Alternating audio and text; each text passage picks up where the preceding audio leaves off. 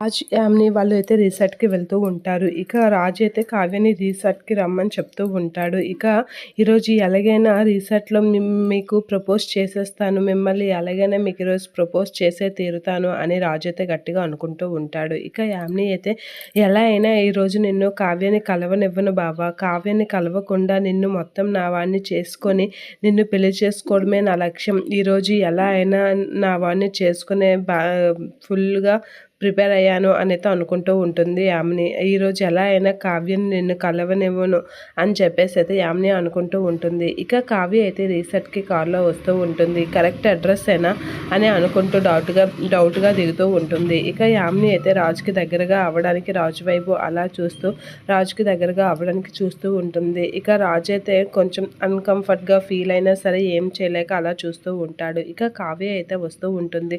Kavya car దిగి resort లోపలికైతే రావడానికి రెడీ అవుతూ ఉంటుంది. ఇక యామిని అయితే రాజుకి దగ్గరగా అవుతూ ఉంటుంది. ఇక కావ్య అయితే అవునా కాదా అనైతే కన్ఫర్మ్ చేసుకుంటూ ఉంటుంది రిసార్ట్‌ని చూసుకుంటూ.